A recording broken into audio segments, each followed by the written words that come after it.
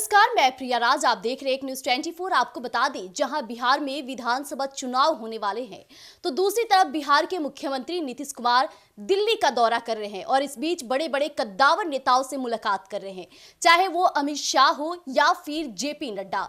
इस बीच सवाल उठ रहा है कि जहां बिहार में हर एक नेता सक्रिय नजर आ रहे हैं, उनका पहलू कहीं ना कहीं वोट को साधने की कोशिश में लगे हैं, चाहे वो केंद्रीय मंत्री चिराग पासवान हो, पशुपति पारस हो, तेजस्वी यादव हो या फिर जीतन राम मांझी हो। इस बीच सवाल कुछ दिन पहले यह भी उठा था, जो हम लगातार एक न्यूज़ 24 पर आपके समक्ष रखे, कि एनडीए के अंदर सब कुछ ठीक नहीं चल रहा है। यह सवाल तब से उठनी शुरू हो गई जब जीतन राम मांझी की तरफ से एक भड़काऊ बयान सामने आया था। लेकिन नीतीश कुमार तो अपनी बेटे को राजनीति में उतारने की पहल शुरू कर दी है, जिसको लेकर यह भी बातें आ रही है सामने कि एनडीए के साथ साथ जदयू पार्टी में भी कुछ ठीक नहीं चल रहा है।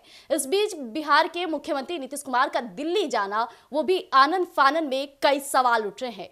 नीतीश कुमार दिल्ली गए और इधर राजनीति में तेजस्वी यादव ने बड़ा बोलबाला जारी कर दिया है। आपको आज हम सच्चाई से रूबरू कराएंगे कि नीतीश कुमार को आखिरकार इतनी क्या बड़ी जरूरत पड़ गई कि उन्हें दिल्ली जाना पड़ा और लगातार पीएम मोदी से भी मुलाकात करने की पहल उन्होंने शुरू कर दी है। दूसरी तरफ पीएम मोदी भी बिहार आ रहे, यानी राजनीति में काफी दिलचस्प मोड़ और रुख बदलते शुरू हो चुका है। तो मेरे साथ में दोनों सहयोगी जुड़े हैं, क्षितेश और राहुल। बात करते हैं क्षितेश से। क्षितेश, लगातार देखा जा रहा है कि बिहार के मुख्यमंत्री नीतीश कुमार काफी सक्रिय हो गए हैं और इस बार वो चाहते हैं कि अपनी कुर्सी को ना छोड़े। हमेशा से हम लोग देखते आए हैं कि 2005 से लगातार बिहार के मुख्यमंत्री नीतीश कुमार सीएम पद पर है। शासनकाल में कई कार्य किए, कभी तारीफों का पुल बंधा तो कभी आलोचनाओं का एक बड़ा बांध खुल गया। लेकिन इस बीच सवाल उठ रहा है कि जहां बिहार विधानसभा है, उस बीच दिल्ली जाना और अमित शाह से मुलाकात करना, जेपी नड्डा से, क्या लगता है आपको? देखिए, रही बात आपने कही कि वो दिल्ली गए, जेपी नड्डा से मुलाकात करने जा रहे हैं, अमित शाह से मुलाकात करने जा रहे हैं। क्यों ना मुलाकात करें? बिहार के मुख्यमंत्री हैं, पूरे बिहार का दायित्व है इनके ऊपर। बिहार की पूरी 13 करोड़ जनता जो है उन पर विश्वास करती है, इसलिए लगातार वो सत्ता में बरकरार हैं। अब रही बात, आप कह रही हैं कि बिहार विधानसभा का चुनाव है, इसलिए वो लगातार मुलाकात कर रहे हैं। एनडीए की सरकार है बिहार में, दिल्ली में जीत हुई है प्रचंड बीजेपी की, तो लगातार आना जाना तो ये लगा ही रहेगा। और जाहिर सी बात है, अगर कोई पार्टी अगर अच्छा काम कर रही है, अगर उसी की जीत पे अगर ये बधाई देने ही गए हो, चाहे मान लीजिए बिहार की किसी समस्या को लेकर ही गए हो, तो उसमें बुरा क्या है? लेकिन सतीश जी, विपक्ष लगातार इस पे कटाक्ष कर रहे हैं कि वो दिल्ली कोई बधाई देने नहीं गए हैं, बल्कि अपने कार्य से गए। हालांकि मुख्यमंत्री नीतीश कुमार 2 बार इस बात का दावा किए कि हम जब भी दिल्ली जाते हैं, बिहारियों के लिए जाते हैं, बिहार के विकास के लिए जाते हैं। माननीय प्रधानमंत्री नरेंद्र मोदी से बिहार की एक प्रगतिशील संरचना प्रस्तुत करने जाते हैं। इस पर आप क्या बोलना चाहेंगे? बिल्कुल, अभी आपने कुछ ही दिन पहले देखा कि कितना बड़ा एक्सपो लगा था बिजनेस कॉन्क्लेव। उसमें बिहार के अलग अलग सेक्टर में रोजगार की बात हुई, कई फॉरेन कंपनियां भी आई, इंडियन कंपनियां भी आई। तो ये जाहिर सी बात है, विकास की बात तो हो ही रही है ना।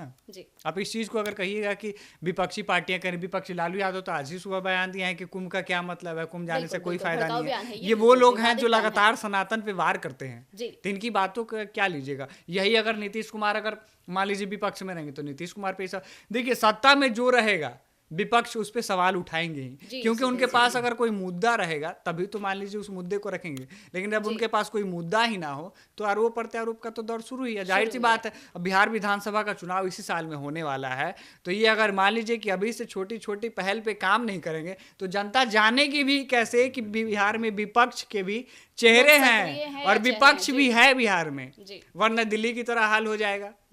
राहुल जी, अभी क्षितेश जी ने बहुत भड़काऊ बयान बोला कि अगर विपक्ष लगातार बातों पर मोहरे नहीं जमाएंगे तो उन्हें ये भी नहीं पता चलेगा कि विपक्ष है भी। लेकिन मुख्यमंत्री नीतीश कुमार का बिहार से दिल्ली जाना और साथ ही साथ बीजेपी के कद्दावर नेताओं से मुलाकात करना, क्या लगता है कि ये मुलाकात यूं ही बधाइयों का एक बड़ा जमावड़ा है या फिर इस बार बिहार की राजनीति में कुछ फेरबदल करने की घोषणा है? देखिए मैम, नीतीश जी का दिल्ली जाना ये बड़ी बात तो है ही। बीजेपी नेताओं का भी दिल्ली से बिहार आना सिलसिला कुछ दिन में चालू होगा। और आज का मैं आपको अप टू डेट बता रहा हूँ कि मोदी जी 24 को बिहार में आने वाले हैं। बीजेपी नेता के आवास पर देखिए पूरा काफिला गाड़ी का कारकेड लगा हुआ है, कारकेड। उसके बाद लग रहा है कि 3-4 गो तो हेलीकॉप्टर और 2-3 गो एरोप्लेन उतरा है, उसमें माननीय मनोज तिवारी जी शायद आ रहे थे। अब सुनिए बात, नीतीश जी के, क्षितेश जी का है कि समस्याओं को लेकर जाते हैं। एकदम फैक्ट बात बताइएगा, अगर नीतीश जी वहाँ समस्याओं को लेकर जाते हैं तो एकदम ताजा ताजा कल दिल्ली में घटना हुआ है, ताजा ताजा ट्रेन पे भगदड़ मची है, और उसमें सबसे ज्यादा मरने वाला बिहार का है, क्योंकि अभी तक अप टू डेट के अनुसार अभी तक 8 गो लोग 19 गो में बिहार के हैं। जी राहुल, मैं बताता हूँ इसके सबसे ज्यादा लोग जो बिहार के, एक बिल्कुल बिल्कुल, क्या जो हरकंप हुआ, भगदड़ हुआ, क्या उसमें चयनित करके बिहार के लोगों को कुचला जा रहा था? आप बात को समझिएगा, मैं तो बात कर रहा हूँ कि ठीक है, नहीं चयनित करके नहीं, उसमें सब लोग गया होगा, लेकिन मैं बता रहा हूँ नीतीश, आपके नीतीश जी और आपके एनडीए सरकार ने बिहार में जो लोग, बिहार के लोग वहां पे डेट किए, उसको लाने के लिए भी से कौन से प्रावधान किए, पहला सवाल ध्यान रखिएगा।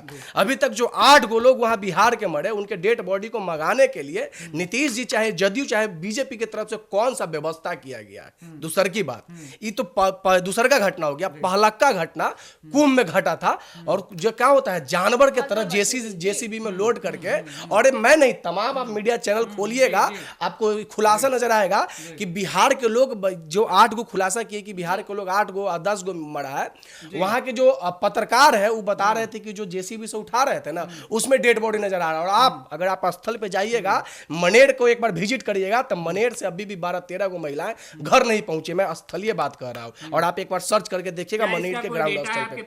सुनिए, अरे डेटा की मैं वही तो बोलूं कि स्थलीय सर्वे करके देखिए एक बार, मनेर के इलाका में जाइएगा, और उसमें भी अभी 12-13 गो लोग घर नहीं पहुंचे। यानी कि राहुल जी, आपका साफ तौर पे कहना है कि सर्वे में इन बातों को छिपाया जाता है। अरे मैम, आप एक बार में कैलकुलेट कर ली कि 51 करोड़ आदमी कुंभ में स्नान कराया, और कितना मरा हुआ अभी तक कैलकुलेट आपसे नहीं हुआ। नहीं, सुनिए, अरे भाई बात समझिए, 51 करोड़ लोग गंगा में डुबकी लगाया महाकुंभ में, ये आप कैलकुलेट कर लिया ऑनलाइन माध्यम से, और कितना लोग उसमें डेट किया ही नहीं हो रहा है कैलकुलेट। कैसे कैलकुलेट करिएगा? सरकार पर सवालिया निशान खड़ा हो जाएगा। और सुनिए, आप बात कर रहे थे कि नीतीश जी गए काम से, चुनाव आता है तभी ये काम याद आता है। नहीं, चुनाव आता है तभी नहीं जाते। सुनिए, राहुल गांधी 20 दिन के अंदर 2 बार बिहार का दौरा कर सकते हैं, लेकिन नीतीश कुमार अगर दिल्ली चले जाएं तो विपक्ष की जलने लगती है। आपके कथन के अनुसार दिल्ली नीतीश जी काम से गए होंगे, चुनाव नजदीक आता है तभी बिहार की जनता को याद आता है। और बिहार की जनता के सवाल के लिए गए तो चुनाव के समय कहा गए। 4 साल में वो क्या कर रहे थे? 4 साल में पता है वो क्या कर रहे थे? 4 साल में युवाओं को बेरोजगार कर रहे थे। 4 साल में युवाओं पे लाठी चलाने का षड्यंत्र रच रहे थे। 4 साल में गर्दनी बाग का धरना स्थल कभी खाली ना हो वैसा वो काम कर रहे थे। इसी 4 साल में सुनिए, इसी 4 साल में आपके तेजस्वी यादव भी शामिल हैं। अच्छा, इसी 4 साल कहाँ 4 साल में आप 17 महीने की रिजल्ट तो निकाल के देखिए। मैं तो आपको बता रहा हूँ, 17 महीना काट लीजिए, बाकी जो बिल्कुल काट लीजिए, क्योंकि बिल्कुल इसलिए काट लीजिए क्योंकि आप लोग के पास बेरोजगार युवाओं को बेरोजगार करने के अलावा, युवाओं को पकौड़ा तलने वाला रोजगार देने के अलावा कोई काम नहीं था। आप लोगों को जूस पिला के किसी का क्या बोलते हैं, क्या विश्वास लिए रहता है, उम्मीदों को तोड़ देने के अलावा कोई काम है? कोई काम बचा है एनडीए चाहे जदयू चाहे लोजपा के लोगों को?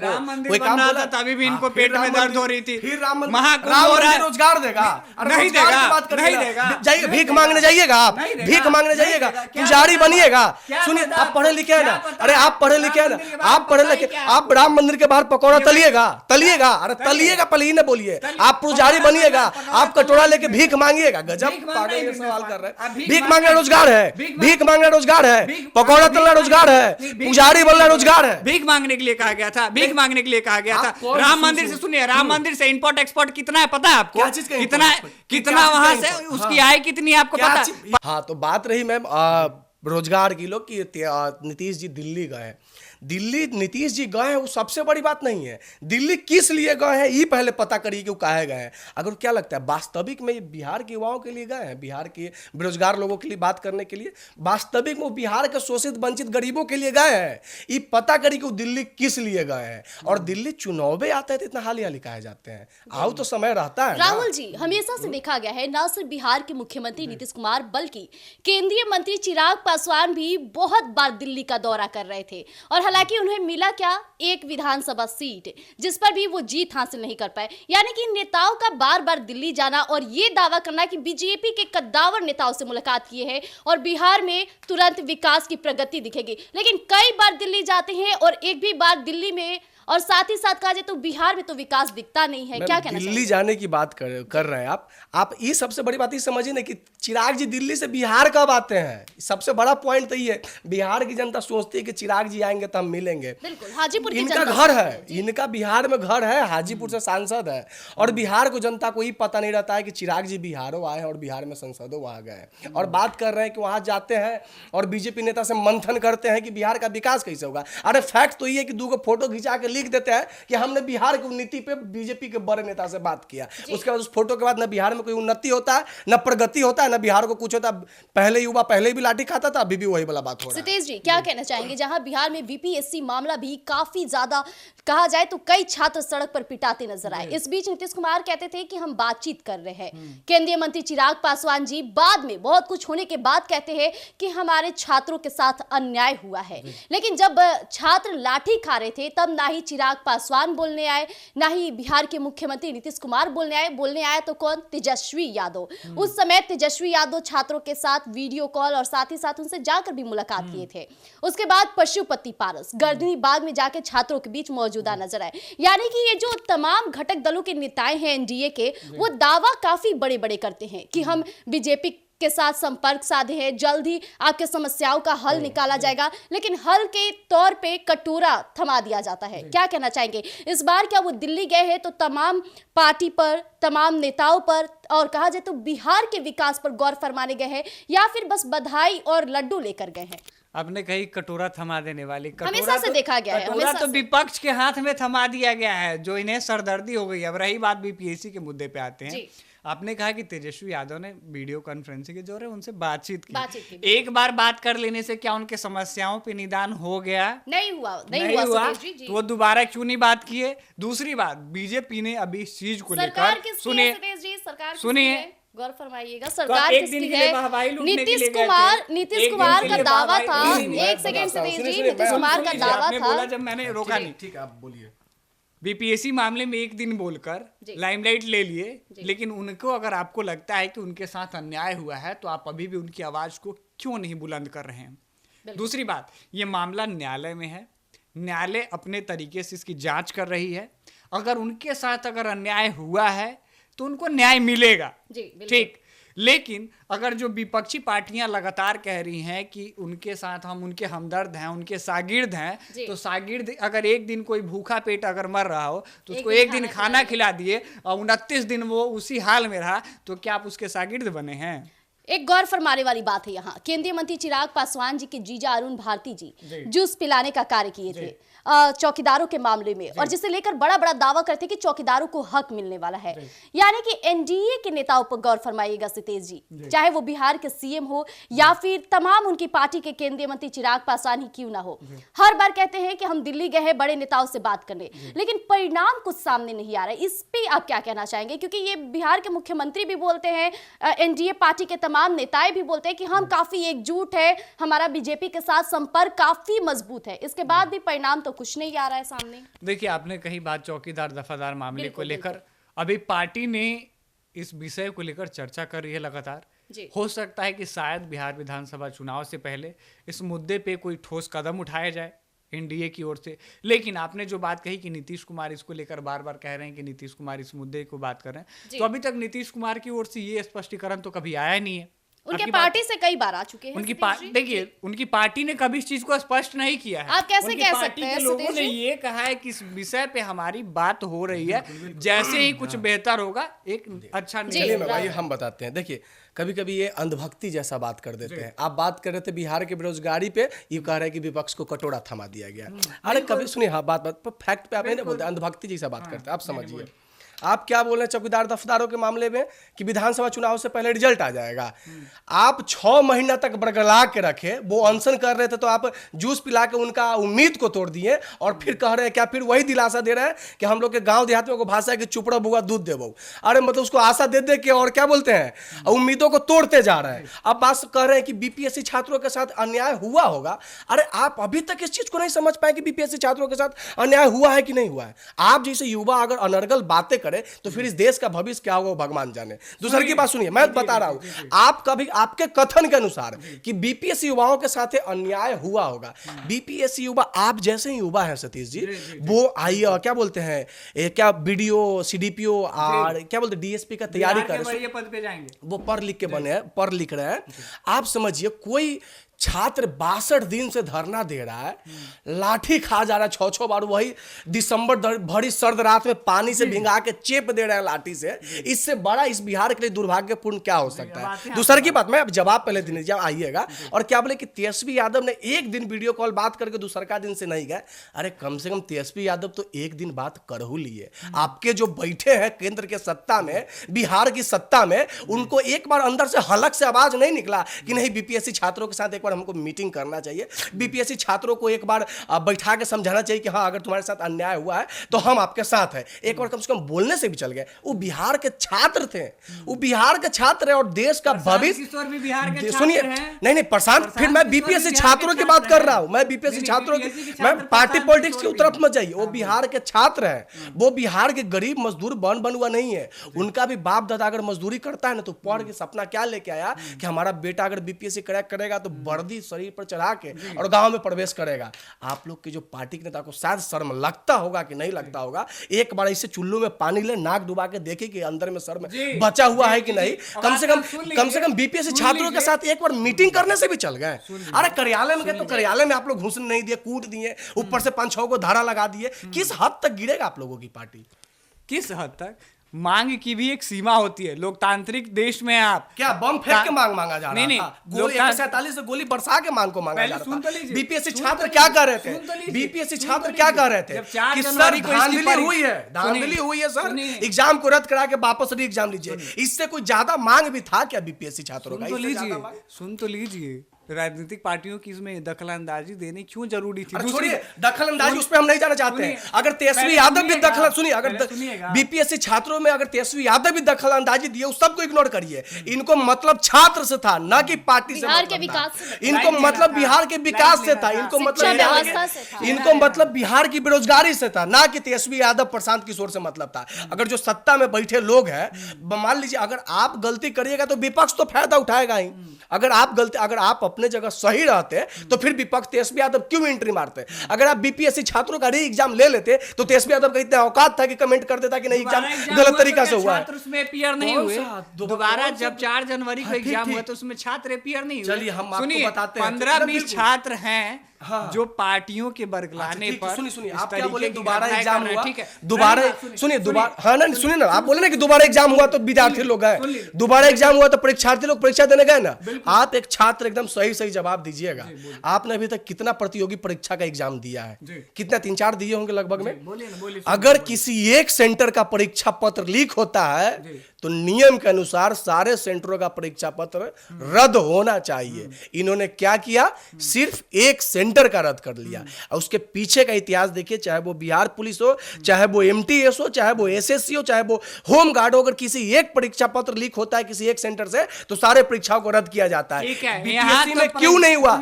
आप बिहार पुलिस बनाइएगा ठोक बजा के, सुनिए, आप बिहार पुलिस बनाइएगा ठोक बजा के, और IPS IAS बनाइएगा पीछे वाला दरवाजा से। आप यही सिखा। सुनिए ना, अगर आपके हिसाब से हम मान भी लें कि ठीक है, मान लीजिए बीपीएससी मामले हो सकता है, मान भी लें, गड़बड़ी हुई है, ठीक, आप युवा अनर्गल बात करिएगा तो फिर देश का भविष्य खतरा में आ जाएगा। आप मानिए कि गड़बड़ी हुई है, आप इस चीज को मानिए, मान भी गए, फिर मान लीजिए कि एक से ये नहीं मानिएगा। सुनिएगा, मान के चलिए कि परीक्षा अगर गड़बड़ी हुई है तो इसका मामला न्यायालय में है, न्यायालय इस पे उचित फैसला लेगा। लोकतांत्रिक देश है, न्यायालय पे आप भी विश्वास रखते हैं? हाँ, बिल्कुल। चलिए मैं न्यायालय की बात पे एक बात आपको बोलूंगा, ठीक है। लेकिन मान लीजिए अगर इसमें अन्याय हुआ तो हुआ, लेकिन जब आपके पार्टी की ओर से लगातार जमीन दो नौकरी लो, उस पे आप नहीं बोलिएगा। यही अंधभक्ति वाला सवाल आप कर दिए ना। हम बात करें जो बीपीएससी छात्र कुटा रहे उधर, आई करे कि जमीन लो नौकरी लो। सुनिए, मैं 1 सेकंड मैम, मैं आपको बता रहा हूँ, मैं बोला ना कि न्यायालय की बात पे बात करूंगा। अरे वो सब अंधभक्ति जैसा बात मत करिए। अरे सुनिए ना, कम से कम उतना तो सरकार में ताकत था कि नियुक्ति पत्र ऐसे बांटा जा रहा था। आपके सरकार लाठी से कूट के भी नहीं दे रहा है। अरे बोले ना कि आप लोग के सरकार में नहीं सुनिए, मैं 1 सेकंड, मैं न्यायालय पे इसको एक चीज समझाने के लिए आ रहा हूँ, तो आप लोग सुनिए। मैं सुनिए, न्यायालय के सवाल पे एक जवाब आपको मैं इसलिए देने आया हूँ। न्यायालय किस चीज पे चलता है? व्हाट इज न्यायालय? और न्यायालय चलता किस चीज पे है? न्यायालय चलता है एविडेंस पे। एविडेंस मतलब होता है सबूत। अगर छात्र कहे कि परीक्षा पत्र लीक हुआ है मैडम, तो हाई कोर्ट क्या कहेगा कि आप हमको सबूत दीजिए। और छात्र सबूत कैसे देंगे? जब वो परीक्षा सेंटर में पहुंचे हैं पेन पेंसिल लेके, तो वो सबूत कहां से देंगे? आपकी के पार्टी के लोग कह रहे हैं कि सीट बिक गई है, तो अरे सुनिए, सुनिए सीट पार्टी की बात नहीं, सुनिए 1 सेकंड, पहले न्यायालय की बात समझिए, फिर मैं पार्टी पे आऊंगा। पहले आप न्यायालय की बात समझिए, आप न्यायालय की बात समझिए, फिर मैं आपको दूंगा। न्यायालय चलता है सबूत पे, और छात्रों से अगर न्यायालय सबूत की मांग करे, क्योंकि और न्यायालय सबूत मांगेगी कि अगर परीक्षा पत्र लीक हुआ है तो आप उसका एविडेंस दीजिए। अब आप ही बताइए मैडम, जो छात्र कॉपी कलम खाली कलम लेके परीक्षा सेंटर में प्रवेश किया है, वो कहां से सबूत देगा? सबसे बड़ा सवाल। अब बताइए, अब क्या बोल रहे थे आप कि पार्टी को लेकर? अभी आपने बोला कि पार्टी को लेकर, कि पार्टी, आप लोग तो ये भी कह रहे हैं कि सीटों की कीमत लग गई है। तो सीटों की जब कीमत लगी, आपके पास इतना ही ठोस सबूत है, तो दीजिए ना न्यायालय को। मैं आपको बता रहा हूँ, न्यायालय सुनिए, अगर बीजेपी का है ना जेडीयू का है, सुनिए न्यायालय की बात करते, मैं 1 सेकंड, न्यायालय की बात के मैं आपको न्यायालय पे भी जवाब दे रहा हूँ। आप कह रहे हैं कि सीट, विपक्षी कह रहा है कि सीट बिक गया है। आज तक के इतिहास में किसी सेंटर पे किसी भी व्यक्ति को वीआईपी ट्रीटमेंट देते देखे हैं सेंटर संचालक को? हाँ या ना में जवाब दीजिएगा। देखे हैं? हाँ या ना? देखे? मैंने नहीं देखा, आप देखे हैं? नहीं देखे। आप सुनिए, आप सुनिए, बीपी जैसे एग्जाम में मैंने देखा, फिर मैं वहीं पे आऊंगा। आज तक एबीपी, एनडीटीवी, 9 वर्ष को आप उठा के देख लीजिए, और ये लोग एफिलेटरी चैनल है, गलत तो नहीं है चलाते होंगे। अब सुनिए, किसी भी छात्र को जो बीपीएससी एग्जाम देने गया हो और उसको सेंटर पे आप वीआईपी ट्रीटमेंट दे रहे हैं, इसका मतलब क्या हो सकता है? पढ़े लिखे आदमी है, दिमाग जरूर लगा लीजिएगा। आप नॉर्मल आदमी है, आप हमारे साथ चलिए एमटीएस का एग्जाम दे रहे हैं, हम देखते हैं कि आपको संचालक एक बार पूछता है कि सर आइए ना, मटन चिकन एक बार खा लीजिए, पानी पी लीजिए। अगर एक बार पूछ देगा ना तो हम समझ जाएंगे। मैं नॉर्मल व्यक्ति हूं, मैं गरीब घर का लड़का हूं, हमको संचालक से पहुंचे नहीं है। वो किसको पूछते, सुनिए, किसको पूछते हैं? वो किसको पूछते होंगे? जैसे पता चल रहा होगा ना कि अरे ये तो मंत्री जी के बेटा एग्जाम देने। सर अरे एग्जाम तो होते रहेगा, आइए ना, पहले नाश्ता पानी कर लेते हैं, एग्जाम दिया जाएगा। और वैसा कम से कम 13-14 गो स्टूडेंटों को वीआईपी मैम ट्रीटमेंट दिया गया है। ये वीआईपी ट्रीटमेंट क्या होता है, थोड़ा बताइएगा। राहुल जी, सितेश जी, ये तो बात की बात है, जैसा कि आप लोगों ने उन समस्याओं को हमारे समक्ष रखा जो वाकई बिहार में पनपता नजर आता है। लेकिन इस बीच सवाल उठता है कि बिहार के मुख्यमंत्री नीतीश कुमार जो बार बार ये बातें कहते हैं कि हम बिहार के विकास के लिए दिल्ली का दौरा कर रहे हैं, प्रधानमंत्री नरेंद्र मोदी से मुलाकात करते हैं, और नरेंद्र मोदी का भी एक बयान सामने आया था कि बिहार को विकसित बिहार बनाना है, और उसी का 2 कॉपी केंद्रीय मंत्री चिराग पासवान जी बोलते नजर आए। इस बीच अब मुख्यमंत्री नीतीश कुमार बार बार कहते हैं कि चौकीदारों का मामला, जो चौकीदार दफादार कई महीनों से सड़क पर बैठे हैं, एक उम्मीद लगाए बैठे हैं कि अब उन्हें न्याय मिलेगा। जब भी न्याय की बात करने जाते हैं तो उन्हें एक पेपर थमा दिया जाता है और एक तारीख फिक्स की जाती है, क्योंकि कहा जाता है कि तारीख फिक्स करने से काफी पर्सनालिटी डेवलप होता है, लेकिन वो तारीख पर भी उन्हें बहलाने की कोशिश की जा रही है। लेकिन इस बीच सवाल उठ रहा है कि चौकीदार दफादार मामले में क्या एनडीए पार्टी मददगार हो रहा है या फिर राजद? कहा जाए तो चौकीदार दफादार वो मामला है जो ये नहीं कहते कि हमें मुख्यमंत्री नीतीश कुमार बुलाए, हमें तेजस्वी यादव बुलाए। वो चाहते हैं कि कोई भी नेता हमारे साथ खड़े हो और हमारे समस्याओं को जितना जल्द हो सके निर्वाहन किया जाए। इस बीच मुख्यमंत्री नीतीश कुमार ने कहा था कि वाकई आपकी समस्याओं को देखा जा रहा है। चिराग पासवान का एक बयान याद दिलाना चाहूंगी। चिराग पासवान ने बोला था कि सीएम नीतीश से मुलाकात करने गए हैं। देर रात वो मुलाकात की तस्वीरें निकलकर सामने आई थी। बातें ये कह रहे थे कि मुलाकात हुई है चौकीदार मामले पे, लेकिन क्या न्याय मिला? राहुल जी, क्या लगता है आपको, कौन पार्टी इन्हें न्याय दिलाएगा? क्योंकि चौकीदार दफादार एक न्यूज़ 24 से भी जुड़े हुए हैं और वो लगातार चाहते हैं कि हम उनके समस्याओं को हर एक पार्टी के पास ले जाए। हमारे रिपोर्टर्स जाते हैं, बातचीत करते हैं, और जब नेताओं से बात करते हैं तो उनका बयान आता है कि बिहार की सरकार तो नीतीश जी के हाथ में है। तो कहाँ गए वो नीतीश जी जो लगातार चौकीदारों को बहला रहे हैं? सुनिए मैम, अगर इस मैटर में अगर आप विपक्ष को इंक्लूड करते हैं तो मैं आपको एक बात बता देना चाहता हूं। विपक्ष सिर्फ साथ दे सकता है, न्याय करना जो सत्ता में बैठे लोग हैं उनका काम है। अगर बात आप आरजेडी की करते हैं तो आरजेडी सिर्फ चौकीदार दफदारों को सपोर्ट कर सकता है, उससे ज्यादा वो कुछ नहीं कर सकते, क्योंकि जो जहां से जॉब इनको मिलेगा, जहां से इनकी भर्तियां की जाएगी, वो क्या बोलते हैं, वो मंत्रिमंडल नीतीश जी के पास है।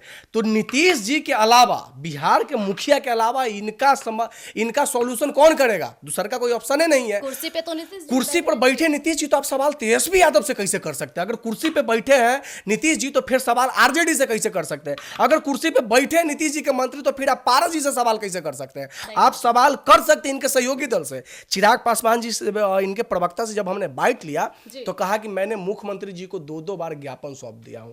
क्या ज्ञापन सौंपने से न्याय मिल जाएगा इन लोगों को? ज्ञापन सौंपने की बात है तो अगर कहिएगा चौकीदार दफदार लोगों को, तो वो 1000 ज्ञापन लिया आएगा और कहेगा कि लीजिए सौंपते रहिए। लेकिन हमको ज्ञापन से काम नहीं चलेगा मैडम। आप इनका समस्या को सुनिए और सुनिए, मैं बता देता हूं। चौकीदार दफदार वो लोग हैं जो रात भर जग कर पहरादारी करते हैं। अगर वो रात भर जग कर चैन का नींद सुला सकता है, तो वो रात दिन जग कर सरकार की नींद उड़ा भी सकता है। और जितना हल्का में आप चौकीदार दफ्तारों को ले रहे हैं ना, इंतजार करिए, यह साल विधानसभा का चुनाव है। अब तो रात के आपको क्या बोलते हैं, सोने के लिए अच्छा से देता था, अपने जागकर रात दिन दोनों का नींद नहीं उड़ा दिया ना, फिर कहिएगा कि कोया है चौकीदार दफ्तर। तो जैसा कि अभी आपने सुना कि लगातार नीतीश कुमार के बिहार के दौरे पे कई सवाल उठने शुरू हो गए, विपक्ष लगातार कटाक्ष कर, लेकिन इस बीच चौकीदार दफदार का मामला भी बिहार में कई महीनों से चलता आ रहा है, जो अभी भी चौकीदार दफदार को ना ही न्याय दिला रहा है और लगातार सिर्फ ज्ञापन सौंपने की बातें होती नजर आती है और तारीख पर तारीख दिया जाता है।